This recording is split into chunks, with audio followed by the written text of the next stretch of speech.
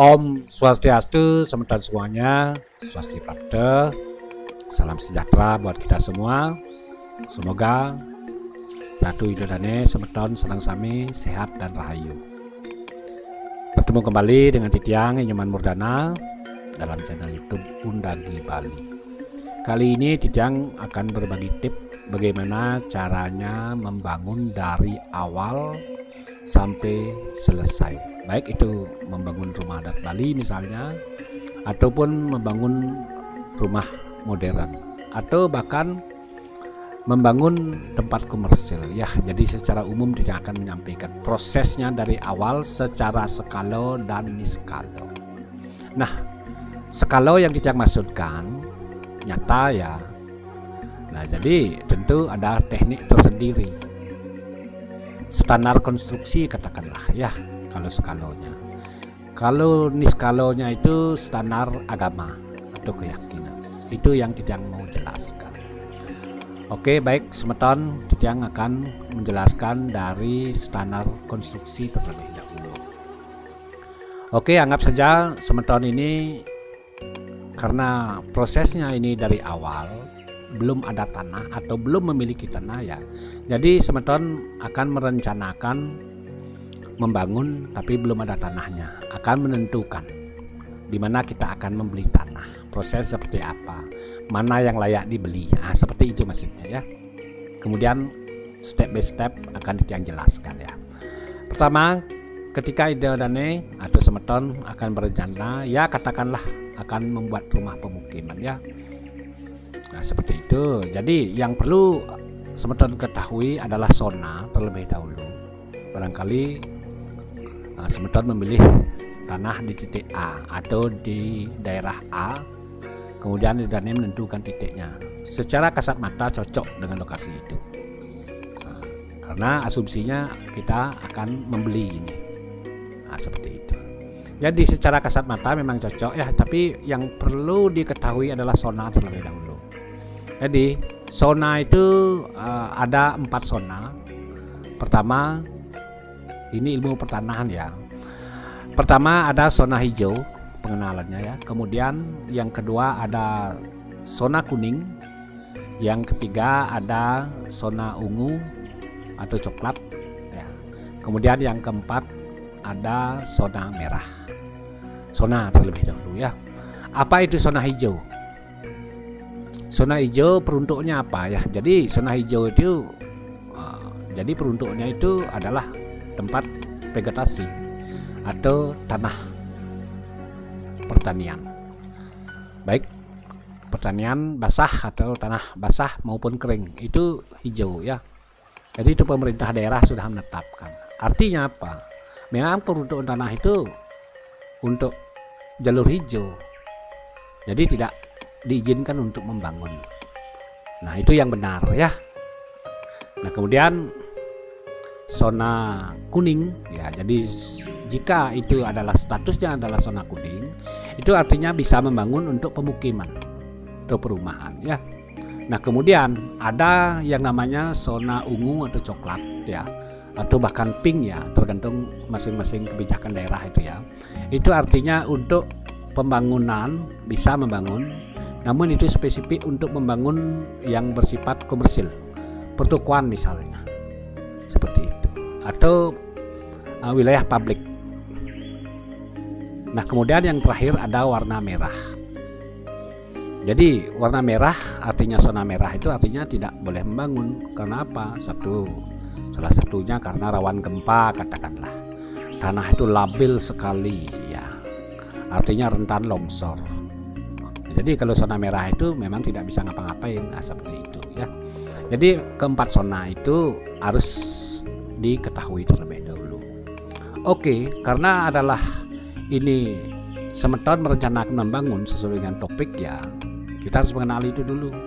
Pastikan bahwa kalau membeli tanah untuk membangun, membeli katakanlah ya, jadi paling tidak harus memang di zona kuning. Katakanlah kita akan membangun rumah untuk rumah tinggal katakanlah itu, pastikan membeli tanah itu di zona kuning ya. karena akan memudahkan kita untuk mengurus izin, dan tanah itu tidak akan bermasalah nantinya ketika ada penggusuran bla bla bla bla, karena memang itu sudah peruntukan untuk membangun pemukiman, rumah tinggal katakanlah. Itu yang harus dipahami ketika semeton membangun jalur hijau. Jadi itu tentu akan bersiko, zona hijau misalnya bersiko ya, kita tidak tahu, bisa saja digusur atau dipermasalahkan nanti, atau pengurusan IEB tidak akan bisa, seperti itu kesulitannya nanti ya. Jadi oke, katakanlah itu adalah standar konstruksi kalau kita membangun rumah. Zona itu harus jelas ya, di zona kuning. Itu semeton. Oke, singkat cerita, ketika Idodane sudah memilih tanah atau yang dimaksud itu sudah berposisi atau di zona kuning, tentu ini sudah bisa melakukan proses jual beli atau akan membangun. Singkat cerita, ini adalah tanah yang dibeli berdiri di zona kuning. Itu yang kita maksudkan, itu yang kita maksudkan di zona kuning. Apakah ada lagi standar apa yang harus dilakukan ketika zona kuning? Terus kita ngapain lagi? Membeli kita sudah di zona kuning. Terus kita ngapain? Bagaimana prosesnya biar bisa membangun? Ya tentu sesuai dengan standar konstruksi. Secara kita masih membahas di skalo ya. Jadi ada istilah sondir. Jadi bahasa sondir mungkin tidak terlalu familiar ya di kalangan masyarakat umum. Apa itu sondir? Sondir adalah metode uji penekanan untuk menganalisa ketahanan daya tanah pendukung dan mengukur kedalaman lapisan tanah keras. Nah, seperti itu. Apa tujuannya sondir?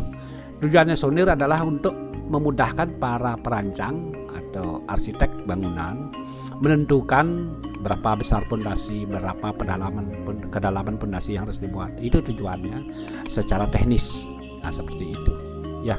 Nah, kemudian selain sondir ada juga yang disebut dengan boring pour. Apa itu boring pour? Boring pour itu adalah metode pengukuran atau pengambilan sampel tanah dengan sistem pengeboran di beberapa titik. Nah, kalau misalnya ini tanah yang kita beli ya, ini akan dibor dengan alat khusus ya di beberapa titik. Nah, seperti itu. Katakanlah di area tanah yang luasnya 8 aro katakanlah, itu paling tidak itu akan dibor 3 sampai 5 titik akan dibor. Nah, kemudian apa tujuan pengebor itu? Untuk mengambil sampel tanah ya. Nah, kemudian sampel tanah itu akan diuji di lab yang disebut dengan soil test. Nah, jadi apa tujuannya? Tujuannya hampir sama seperti tadi, agar kita para perancang atau arsitektur bisa menentukan berapa kedalaman cakar ayam yang harus kita buat, berapa kedalaman tiang pancang yang harus kita buat, besarnya berapa, agar ideal. Itu yang kita maksudkan ya. Nah, itu yang dia maksudkan. Itu secara teknis fungsinya. Secara administrasi itu adalah bagian dari pengurusan izin.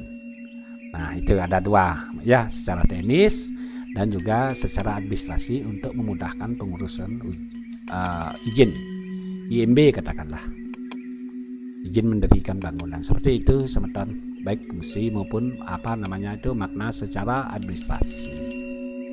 Nah, kemudian itu adalah secara garis besar, secara persiapan atau prepare hal yang harus kita lakukan secara niskalo. Nah, ketika itu sudah boring pour, oke, katakanlah lolos ya, lolos dalam arti layak membangun, sudah ditentukan apa ya tentang keidealan itu oleh para perancang. Singkat cerita itu digambar, didesain sedemikian rupa sesuai dengan kebutuhan. Nah, dalam mendesain tentu yang menjadi rujukan itu adalah kebutuhan ya, kebutuhan kita akan bangunan itu. Apa yang kita butuhkan? Oke, kita akan membutuhkan kamar tidur salah satunya. Berapa kamar tidur? Nah, seperti itu. Kemudian kita butuh dapur, kita butuh merajan, kita butuh balai lot, kita butuh Graso dan lain-lain. Itu dikomunikasikan dengan arsitek atau para perancang ya. Jadi akan dirancang sesuai dengan media yang kita miliki. Seperti itu proses secara skala. Nah, tentu urusan administrasi itu terhubung dengan instansi terkait, BPN salah satunya. Perubahan ngaspek misalnya, anggap saja itu sudah selesai di urusan BPN ya, Badan Pertanahan Nasional. Nah, seperti itu. Kemudian kita lanjutkan ke arsitek seperti tadi. Itu adalah langkah awal secara skala. Kemudian tentu ketika kita berkomunikasi dengan arsitek tentang bangunan itu, pasarnya seperti apa, apakah kebutuhannya sudah terpenuhi, apakah bangun-bangun pendukung sesuai dengan kebutuhan pendukung namanya ya, kebutuhan pendukung ya, itu apakah sudah terpenuhi. Kalau sudah oke, berarti lanjut eksekusi. Seperti itu teman-teman ya. Itu secara skala. Kalau secara niskala ada nggak? Ada, tetap ada ya. Anggap saja dari awal yang sampaikan, jelaskan. Anggap saja teman-teman membeli di tanah ini. Di tanah ini sudah zona kuning katakanlah ya. Secara niskalanya seperti apa? Secara niskalanya ada juga proses disebut proses upekara, ngeruak katakanlah ya. Secara administrasi atau SHM sertifikat katakanlah kita membeli tanah ini dari titik ini. Kalau tiang tanah ya, kalau tiang tanah ini adalah titik kita membeli, di sini titiknya, kemudian di sini ada titik, di sini ada titik, di sini ada titik. Inilah yang kita beli, di sinilah kita akan membangunkan seperti itu. Secara skalanya, secara niskalanya juga sama. Jadi tanah ini secara niskala masih pedruen atau milik Sangyang Aji Akasa dan Ibu Pertiwi, dan yang menunggu di sini adalah Dewi Sri. Seperti itu secara niskala. Nah, langkah apa yang kita lakukan? Ya tentu kita harus berkomunikasi dengan ahli agama. Menawi itu kepada Ida dan Lingsir Duprando, Ida Pandita Empu, Ida Begawan, seperti itu, Ida Resi, Bujanggo, dan Nejero Mangku. Jadi itu ahli agama itu akan memberikan kita tuntun dan arahan prosesi secara niskala. Secara umum yang sampaikan itu adalah prosesnya ngeruak. Apa itu ngeruak? Ngeruak itu definisinya bahasa Balinya, bahasa sederhananya membuka ya, membuka lahan, mengubah peruntukan lahan. Itu secara artikulasi daripada ngeruak. Sama seperti di BPN tadi, awalnya tanah apa statusnya menjadi tanah apa gitu maksudnya. Awalnya statusnya miliknya si A menjadi miliknya si B sekarang. Itu perubahan status namanya. Ini sama secara niskala.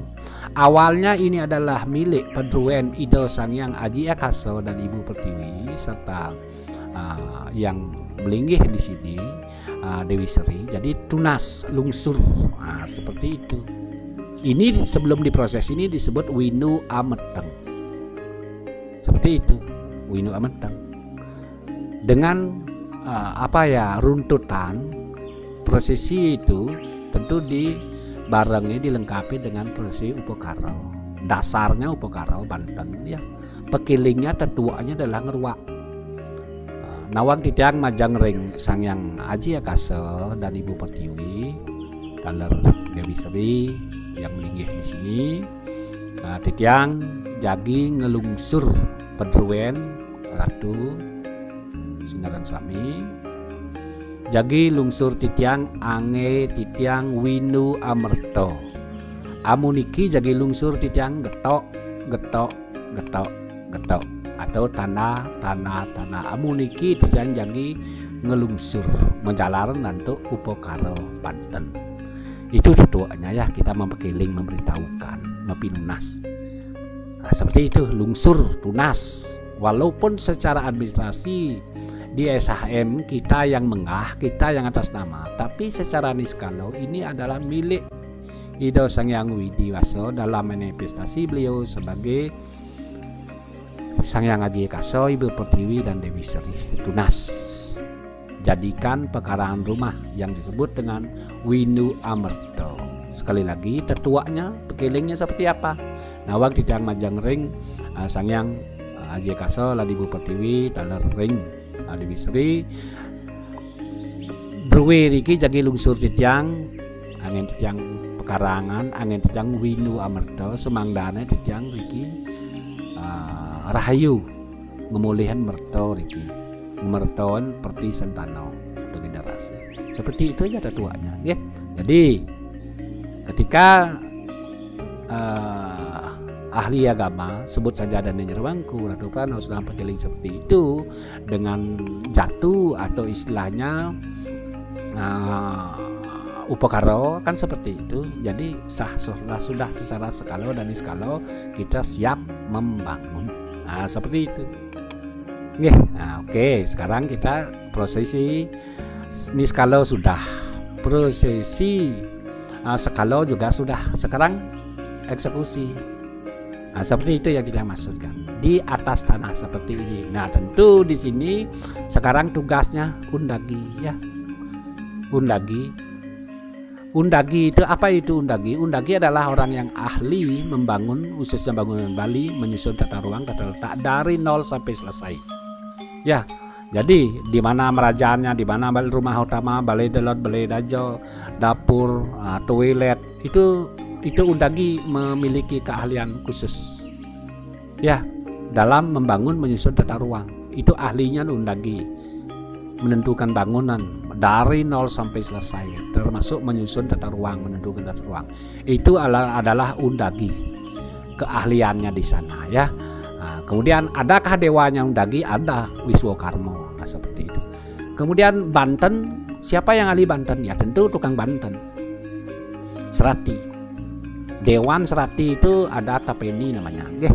Nah kemudian kalau misalnya dari Jermangku atau setara ya mungkin Idoprano Ngalisir ya Resi Bujango Begawan Idopan Idompu itu adalah ahli agama, ahli Weda, ahli puja seperti itu yang menyampaikan maksud kita kepada Indo Sang Hyang Widiwaso. Dewannya siro, dewannya adalah Siwo Sekalo kalau Prano ya, kalau Mangku Raryango seperti itu. Masing-masing mempunyai bidang kerja tertentu. Itu yang kita maksudkan ya. Sekali lagi ini adalah ranahnya undagi sekarang menentukan di mana posisi merajaan, berapa jarak balai dajo dengan merajaan, berapa jarak balai dajo dengan balai dajo, itu undagi ahlinya di sana seperti itu. Baik, sekarang kita akan lanjut ke tata ruang, tata letak bangunan. Singkat cerita kita akan membangun di wilayah ini. Oke, di wilayah ini di wilayah ini dia akan tanah di sini di wilayah ini karena memang di sini kita membeli sesuai dengan yang kita beli di sertifikat itu. Seperti itu kita akan membangun.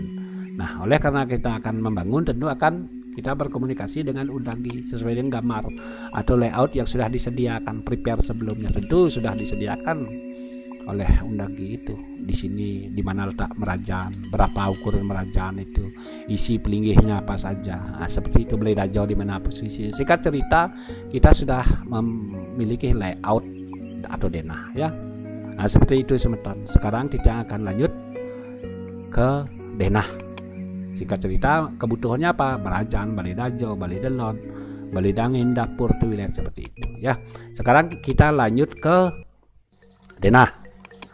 Oke, ini ranahnya undagi sekarang atau arsitektur Bali. Nah ini yang pinahkan ya. Oke. Nah karena panjang tanahnya ya, jadi di sini pun ada tebo. Itu tebo. Oke.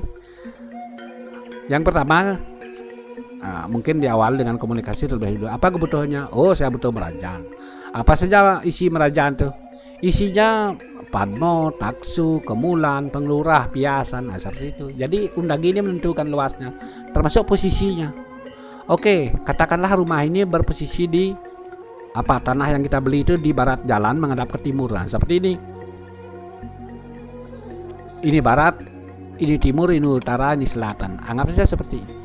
Jadi disinilah ditentukan tempat Merajan kajo kangin. Nah, seperti itu. Jadi Undagi ini udah tahu beliau berapa ukurannya, isinya. Taksu itu seperti apa sih taksu? Padmo itu seperti apa sih? Berapa sih ukuran padmo yang ideal? Yang metaksu sesuai dengan Asto Sali. Bagaimana sih kemulaan itu? Nah, itu Undagi sudah tahu itu ya. Berapa jaraknya antara penglurah dengan kemulaan dengan padmo dengan taksu, kemudian kemulaan dengan piasan, berapa jaraknya itu sudah dikantong oleh Undagi. Tidak akan berbicara masalah teknis secara umum. Nah, sehingga kita ketemulah tempat ini.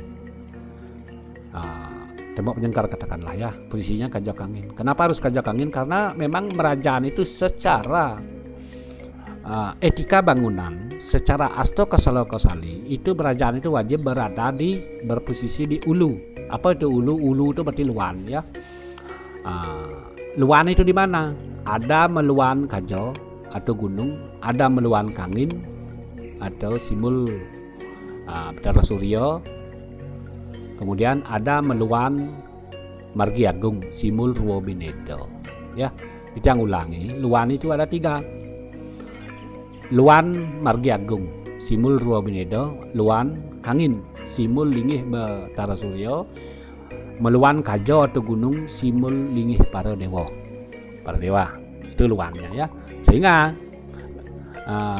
ada nggak orang yang memposisikan sangah kajokau? Ada. Kalau di Tabanan itu sudah lumrah ya, sangah kajokau itu sudah lumrah, apalagi kajokangin itu maksudnya. Klod kangin pun ada seperti itu, ada ya.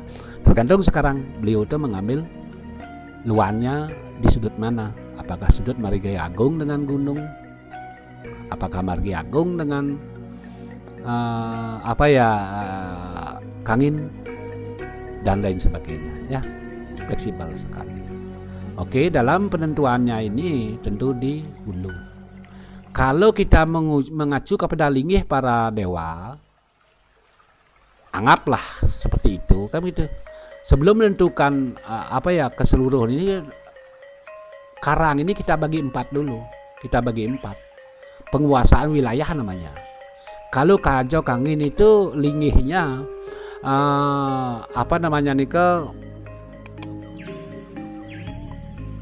Sri Rakso ya, Sri Rakso, Aji Rakso, Rudra Rakso dan Kalo Rakso. Nah, seperti itu. Kajo Kangin ya, Kajo Kangin, Kelod Kangin, Kelod Kauh dan Kajo Kauh. Mana Kajo Kauh ini? Nah, seperti itu ya. Itu yang kita maksudkan ya, Sri Rakso, Aji Rakso, Rudra Rakso dan Kalo Rakso. Jadi di mana wilayahnya adalah wilayah kerajaan adalah Sri Rakso. Seperti itu semeton ya Kajo Kangin. Nah, makanya di sini secara etika bangunan posisi kerajaan itu adalah di ulu. Selain daripada Sri Rakso, kita bebas membangun sekarang. Mau buat Balai Angin, Balai Dajo, silakan ya. Tuh. Kemudian Undagi juga menghitung jarak, berapa jarak ideal ya antara Balai Dajo dengan Merajaan dengan Jineng dengan dapur. Itu Undagi punya ranah ya. Nah, ini adalah setelah melalui penghitungan profesional. Tentu untuk menghitung berapa jarak Merajaan atau Balai Dajo ke Merajaan itu tentu ada hitungan profesional yang disebut dengan Astabumi. Apa itu Astabumi? Astabumi adalah konsep bangunan Bali yang mengatur atau yang mengukur tentang jarak bangunan satu dengan bangunan lain. Jarak ya, Astabumi. Kemudian ada disebut juga Asto Kusalo Kosali. Apa itu Asto Kusalo Kosali? Asto Kusalo Kosali adalah sebuah konsep bangunan Bali yang mengatur tentang keidealan satu item bangunan. Nah, seperti itu. Agar bangunan ideal tentu dengan rujukan ukuran dari anggo kita, dari diri sendiri. Contoh ya, ada Aguli, ada Lengkat, ada Gemel, ada Amusti, ada Ahasto, ada Depo Alit, ada Depo Agung, ada tampak sampel. Nah, seperti itu contohnya ya. Ada Pengadeg, ada Abang Kiang. Nah, banyak. Nah, rujuknya di sana. Baik Asta Kosalo Kosali maupun Asta Bumi itu ukurannya itu bersumber dari anggo pemilik rumah itu. Ya. Kalau seperti ini misalnya jaraknya berapa? Jatuh di guru, rujuknya apa? Tampak kaki. Bagaimana hitungannya? Sri Indra Guru Yamo Ludro Brahmo Kalo Umo. Nah, seperti itu. Mana yang dicari, mana yang paling ideal, silakan diatur ya. Asalkan dalam pembagian ini tidak jatuh di kalo. Kenapa dihindari kalo? Karena diyakini bahwa kalo itu sifatnya mengintimidasi. Nah, seperti itu. Nah, di mana kalonya itu kepake? Kalonya kepake di sini. Ini kan trotoar ya, oke. Kalau kita menggambar itu, mendesain itu tentu semua harus kita desain. Nah, ini anggaplah trotoar got ini. Ini awalnya got, linji kan katakanlah. Di atas linji kita tutup. Got yang tertutup disebut trotoar. Apakah kita mulai membangun ini di trotoar langsung? Tidak.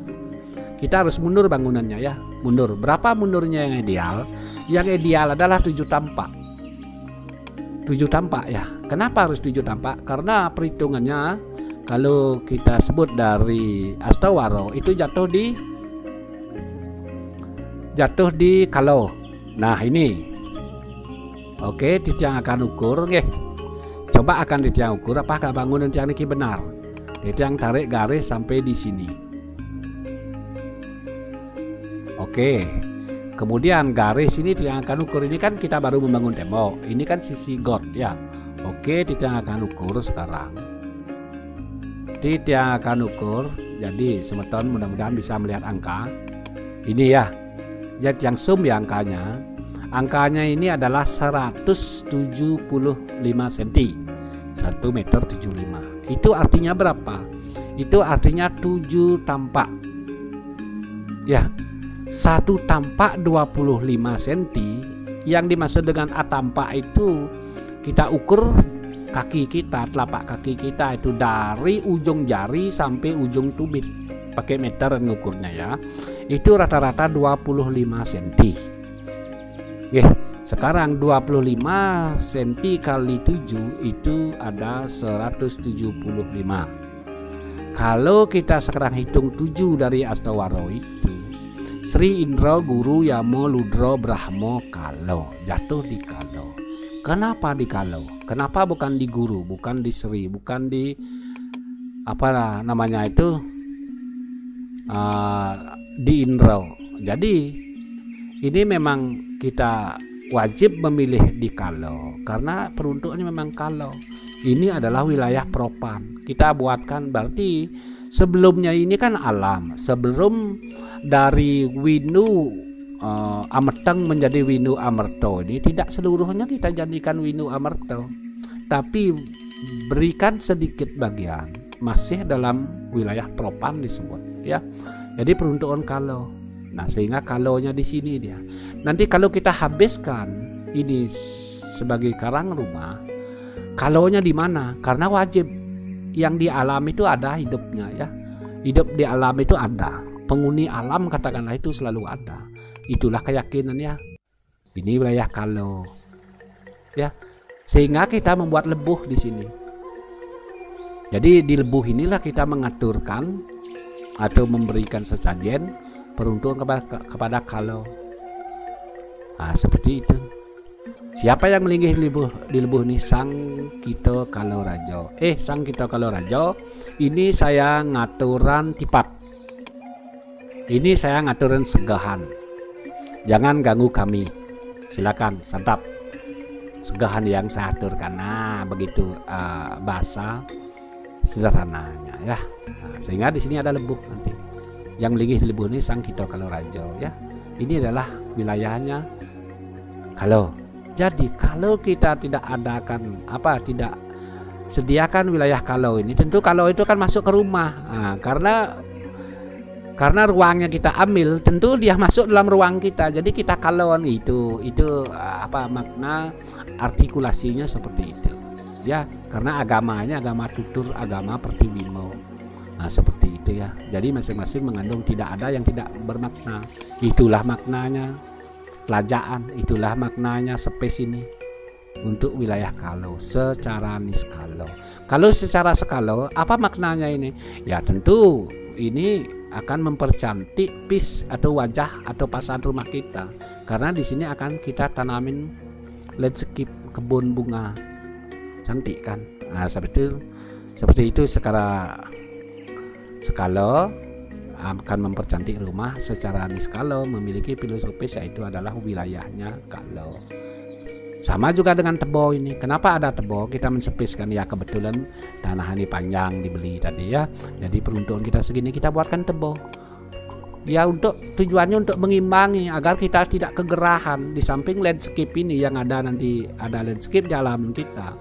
Seandainya kita punya tebo, jadi suplai untuk oksigen itu sangat memungkinkan, sangat cukup. Jadi ada tumbuh-tumbuhan tinggi di sini. Seperti itu yang kita maksudkan, sehingga rumah-rumah di desa itu banyak yang punya tebo ya, banyak yang punya tebo. Kemudian tebo itu ada tumbuh-tumbuhan, jadi di tumbuh-tumbuhan ini adalah suplai dari CO2 seperti itu, oksigen ya, menyerap karbodioksida dan menghasilkan oksigen. Kenapa? Tumbuh-tumbuhan inilah fungsinya ya, itulah yang akan menghasilkan oksigen dan menyerap CO2 yang berlebih, sehingga kita merasa aman dan nyaman di sini. Itu logikanya, jangan semua dihabiskan. Kalau begitu itu namanya keserakahan yang terselubung namanya ya, sisakan sedikit ya. Nah, seperti itu semuanya. Nah, sekarang singkat cerita dari desain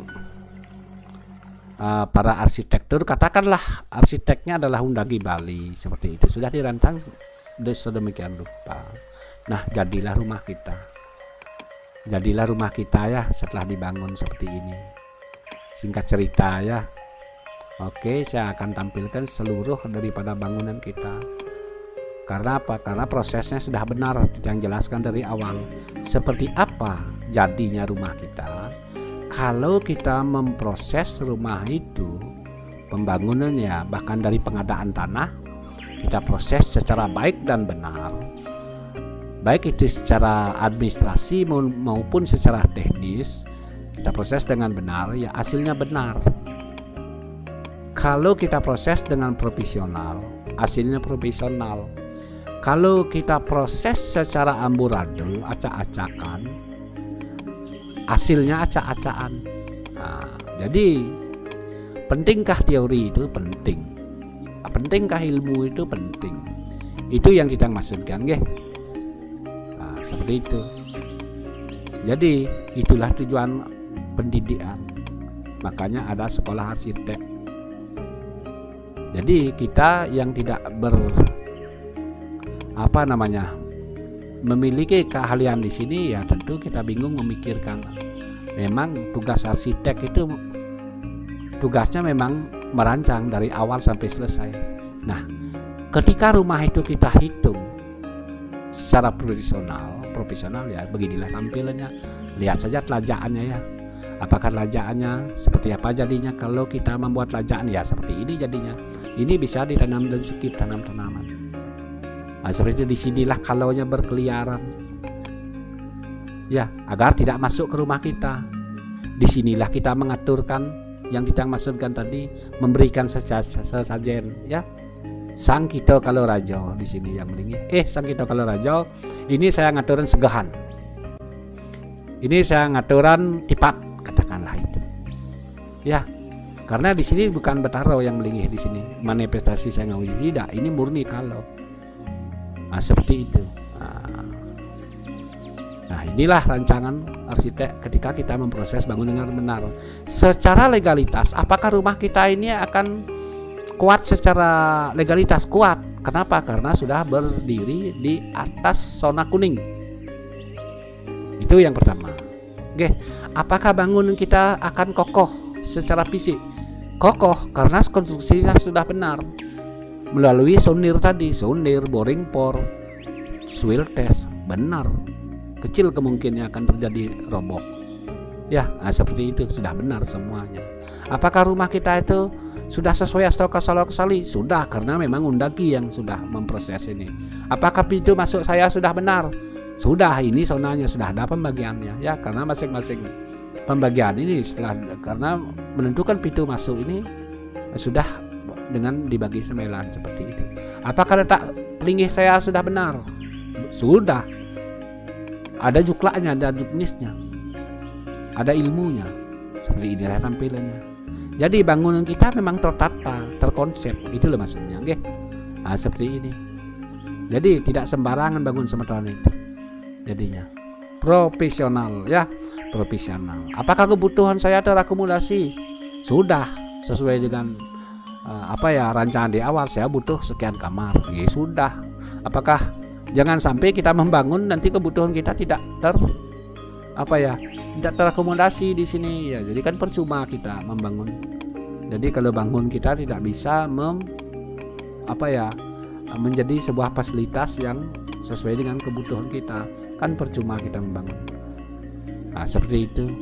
Kita menghitung kamarnya sekian, ternyata nenek nggak kebagian kamar gitu misalnya, ya. Atau barangkali ada tamu nanti pipisnya di mana, ternyata masuk ke kamar. Itu juga secara etika tidak benar. Kita buatkan toilet eksternal seperti ini. Itu yang tidak maksudkan, ya. Terus kemudian jemuran harus juga kita buatkan ibu-ibu itu. Biar jemuran cuci jemur itu maksudnya ini, ya. Biar gak di halaman. Ini tugasnya arsitek yang menyusun tata ruang di mana tempat jemur pakaian, di mana mencuci, di mana toilet, di mana dapur. Nah, ini yang tidak maksudkan pembagiannya tadi. Ini wilayahnya Sri Rakso, Aji Rakso, Rudra Rakso, dan Kalo Rakso seperti itu. Itu yang tidak maksudkan. Kemudian tebau. Nah, ini seandainya ada tumbuh-tumbuhan di sini. Walaupun di sini sudah ada landscape nggih. Jadi tebau ini, nah ini tebau katakanlah belakang bahasa Indonesianya, ya, kebun belakang. Nah, jadi di sini akan kita akan tidak kekurangan oksigen di sini. Di sini akan menghasilkan oksigen tanaman tumbuhan itu, apalagi tumbuh-tumbuhan yang gede itu. Jadi rumah kita akan sejuk. Nah, kemudian rumah kita juga tidak akan gerah. Kenapa? Oksigennya cukup dan CO2-nya, karbon dioksidanya terserap. Nah, seperti itu dengan adanya tebau ini. Coba saja bayangkan tanpa ada tebau ini, panas rumah kita. Itu yang kita maksudkan. Inilah yang disebut kalau kita masuk dari ranah konsep Tritokrano, ada periangan, pewongan, ada pelemahan.